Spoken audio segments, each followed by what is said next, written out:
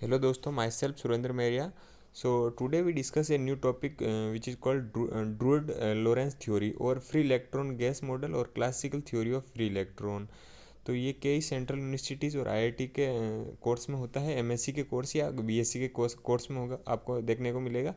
तो मैं यहाँ पर आपके साथ ये डिस्कस करना चाह रहा हूँ. तो इसमें क्या होता है, कोई जैसे कोई मेटल है, तो मेटल के ऊपर यदि आपने कोई एक्सटर्नल इलेक्ट्रिक फील्ड लगाया तो उसमें जो इलेक्ट्रॉन फ्री इलेक्ट्रॉन्स होते हैं वो मेटल के अंदर मूव करना स्टार्ट कर देते हैं, जिससे कि पॉजिटिव आयन होते हैं और इलेक्ट्रॉन होते हैं जो इलेक्ट्रॉन फ्रीली मूव करना स्टार्ट कर देते हैं. तो जिसमें आयन कोर को मैंने यहाँ पर पॉजिटिव से बताया और इलेक्ट्रॉन को ई नेगेटिव से यहाँ पर बताया है. और इलेक्ट्रॉन यहाँ पर कंडक्ट करेंगे. तो यहाँ पर इसके ड्रूड ने कुछ अजम्पशन लेके यहाँ पर कुछ मेटल की जो प्रॉपर्टीज़ है उनको प्रूव किया था. तो मैं आपको फर्स्ट ये बताना चाहूँगा कि जो इसकी अजम्पशन थी, कि फर्स्ट अजम्पशन ड्रूड ने ये ली थी कि there is a no interaction between ion cores जो कि मैंने पॉजिटिव से बताए हैं, एंड फ्री इलेक्ट्रॉन, मतलब जो कि आयन कोर और जो ये फ्री इलेक्ट्रॉन है इनके बीच में कोई भी इंटरेक्शन नहीं होगा.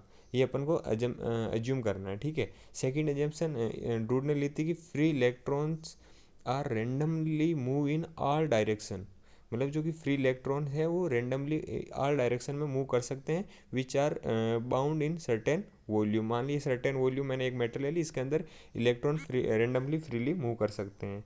थर्ड एजम्पशन ड्रूड ने ली थी कि total energy of free electron in metal is wool kinetic energy, की जो इसमें जो पोटेंशियल एनर्जी फ्री इलेक्ट्रॉन की है, जो इसके अंदर इस वॉल्यूम के अंदर ये जो मैंने मेटल लिया उसके अंदर पोटेंशियल एनर्जी जीरो होगी और जो टोटल एनर्जी होगी वो काइनेटिक एनर्जी के इक्वल होगी इस मेटल के अंदर. ये चीज़ आपको ध्यान रखना है. फोर्थ एजम्पशन ड्रूड ने ली थी कि free electrons are considered as the atoms molecules और ऑफ परफेक्ट गैस. तो जो यहाँ पर इसने ना, जो अपने गैस थ्योरी अपन पढ़ते हैं तो वहाँ पर जो लिया ना कि गैस के जो पार्टिकल होते हैं वो कि आपस में इंटरेक्ट नहीं करते हैं, उसी प्रकार यहाँ पर इसने ये एज्यूम किया है जो इलेक्ट्रॉन है उसको आप गैस का एटम या मोलिक्यूल मान लो, और उसी प्रकार इनकी जो मोशन है वो कंसीडर कर लो कि आपस में इंटरेक्ट नहीं करेंगे. तो यहाँ पर गैस थ्योरी को एक अजम्पशन के रूप में यूज़ लिया है ड्रूड ने. Means free electrons are consider as the atoms molecule of perfect gas आपको यहाँ पर मान के यूज लेनी है. No interaction between electrons.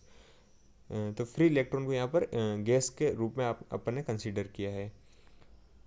तो फिर अपन आगे इसमें कंसीडर करेंगे कि क्या प्रॉपर्टीज़ है जो कि प्रूव की थी ड्रूड ने. तो properties of metals explained by this theory is first is Ohm's law. तो किसी भी थ्योरी को मतलब थ्योरी का यही होता है कि उसने कुछ एजम्पशंस ली, थ्योरी बनाई, और उसके आधार पे यदि एक्सपेरिमेंटली कुछ प्रूफ चीज़ें सिद्ध है, उनको प्रूव कर दिया तो वो बता देगा कि भाई मेरी थ्योरी यहाँ पर एप्लीकेबल है. तो थ्योरी का यही होता है कि थ्योरी को किस प्रकार एक्सप्लेन किया जाता है, पहले एजम्पशंस ली, थ्योरी बनाई, और उसका अगर कोई एक्सपेरिमेंटली सी, जैसे ओम्स लॉ है, तो अपन एक्सपेरिमेंटली जानते हैं ओम्स लॉ क्या होता है, V is directly proportional to I, और in vector form J equal to sigma E. तो यदि इसको इस चीज़ को प्रूव कर देगा तो वो कहेगा भाई मेरी थ्योरी कुछ प्रूफ होनी चाहिए. तो फर्स्ट इसने ये बताया था कि ओम्स लॉ को प्रूव किया. सेकंड इसने बताया कि फॉर प्योर मेटल जो कि कंडक्टिविटी सिग्मा होती है इन्वर्सली प्रोपोर्शनल होती है टेम्परेचर के, और डायरेक्टली प्रोपोर्शनल होती है 1/T के. और थर्ड इसने ये प्रूव किया था कि विडमैन फ्रांज लॉ, जो अपन जानते हैं कि थर्मल कंडक्टिविटी और इलेक्ट्रिक कंडक्टिविटी का जो रेशो होता है वो डायरेक्टली प्रोपोर्शनल होता है टेम्परेचर के. तो ये किस तरह के यहाँ पर टेम्परेचर है एब्सोल्यूट टेम्परेचर, और सिग्मा इलेक्ट्रिकल कंडक्टिविटी ऑफ किसी भी मेटल की, और के is coefficient of thermal conductivity. तो फर्स्ट अपन यहाँ पर ये प्रूव करेंगे कि इलेक्ट्रिकल कंडक्टिविटी सिग्मा. तो ओम्स लॉ अपन जानते हैं वेक्टर फॉर्म में जे बराबर सिग्मा ई होता है. मैं यहाँ पर एक सिंपली कुछ ओवरव्यू देना चाह रहा हूँ आपको. और जे को अपन लिखते हैं करंट पर यूनिट वॉल्यूम या पर यूनिट एरिया होती है जे बराबर आई बाई ए क्या होता है perpendicular area, cross sectional area. J को वॉल्यूम करंट डेंसिटी बोलते हैं, लेकिन इसको लिखते हैं I by A, current per unit perpendicular area, जो कि सिग्मा ई के इक्वल होती है. यहाँ पर मैंने एक सिलेंड्रिकल मेटल ले ली, इसमें एक्सटर्नल इलेक्ट्रिक फील्ड ई लगाया, इसकी वजह से इलेक्ट्रॉन मूव करना इसमें स्टार्ट किया, जिनकी मैंने वेलोसिटी वी मान ली, और क्रॉस सेक्शनल एरिया मैंने ए मान लिया. तो अपन भाई जानते हैं सिग्मा बराबर यहाँ इस फॉर्मूले से आई बाई ई ए यहाँ से हो गया, और मैंने आई को क्यू बाई टी लिख दिया, तो ये सिग्मा बराबर क्यू टी ई ए हो गया। ये एक इक्वेशन मान ली मैंने, ऐसे ओवरव्यू दिया आपको। लेकिन अपना जो मेन इसका डेरिवेशन का फॉर्मूला स्टार्ट होगा यहाँ से, acceleration of free particle A बराबर D square X by D T square equal to E by M. ये ई बाई एम कैसा है मैं आपको बताता हूँ। अपन जानते हैं एफ बराबर एम में होता है न्यूटन्स लॉ से, तो इसको क्यू ई के इक्वल किया यहाँ पर, और क्यू यहाँ पर इलेक्ट्रॉन का चार्ज है तो ई लिख दिया, तो यहाँ से ई एक्सेलरेशन आ गया अपना A equal to E by M. तो अब यहाँ पर जैसे मैंने अपने ए को D square X by D T square लिखा, एक बार इंटीग्रेशन किया तो यहाँ पर वेलोसिटी आ जाएगी, E T by M plus C, मतलब एक तो सी। अब यहाँ पर क्या, टी बराबर जीरो पे वेलोसिटी जीरो होगी भाई, उस समय तो इलेक्ट्रॉन मूव नहीं करेंगे।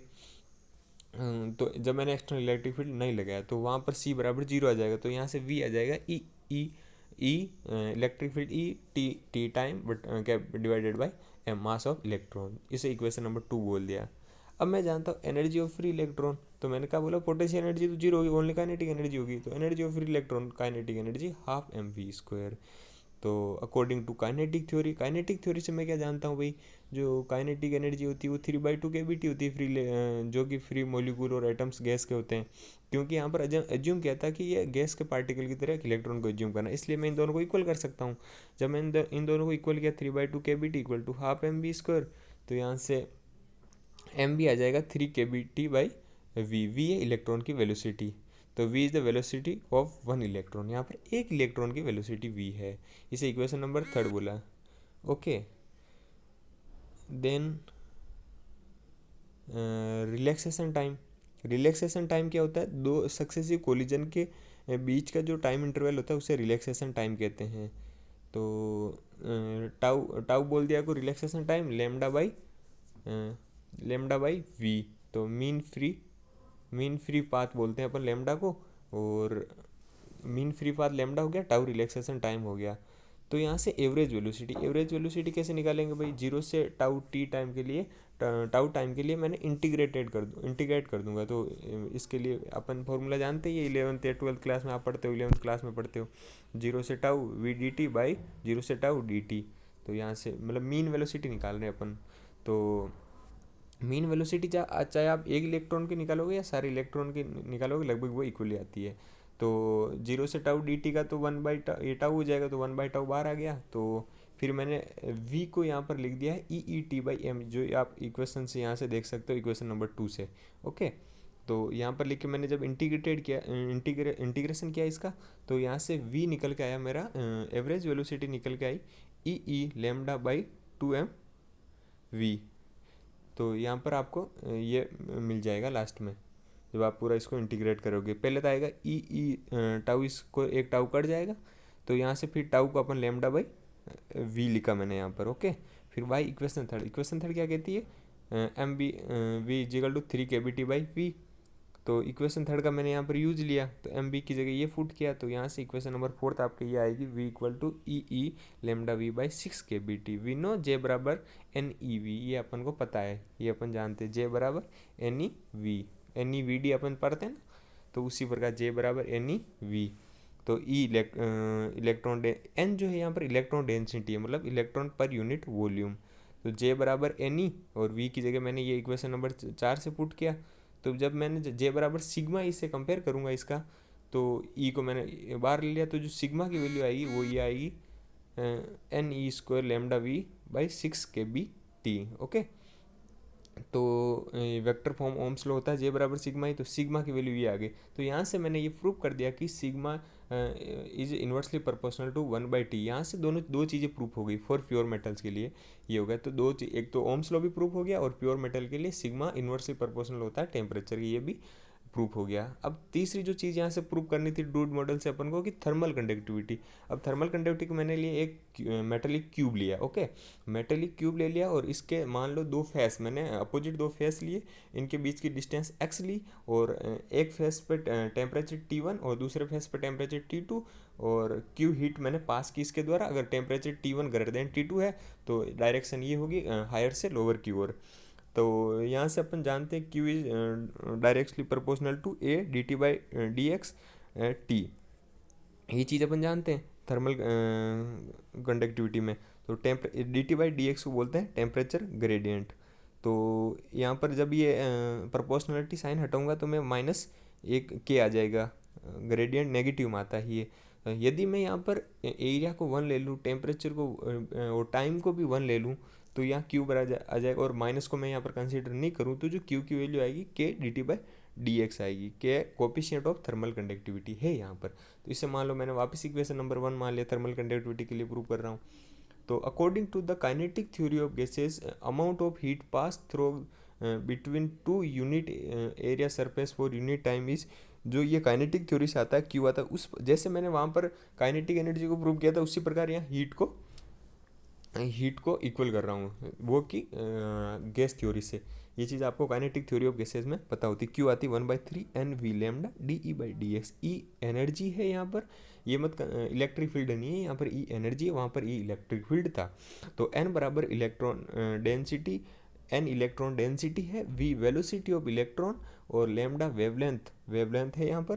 तो DE/dx है एनर्जी ग्रेडियंट। ओके, तो E इजिकल टू 3/2 kBT, ये अपन जानते हैं गैस थ्योरी से। तो यहाँ पर DE/dx मतलब एनर्जी ग्रेडियंट निकालूंगा तो 3/2 kB dt/dx। ओके, तो यहाँ से फिर मैंने ये Q की इसमें DE/dx इसमें पुट करूँगा तो यहाँ से Q आ जाएगा 1/3, ये कटा का आंसर जो आपका आएगा 1/2 NV लैम्डा kB dt/dx। इस इक्वेशन नंबर मैंने थर्ड बोल लिया। Compare equation number 1 and third. Equation number 1 क्या है, ये है। तो यहाँ से Q और इक्वेशन नंबर थर्ड से Q, ये इन दोनों को यदि कंपेयर किया तो मैंने K की वैल्यू dt/dx जो कट के K की वैल्यू आएगी 1/2 NV लैम्डा kB।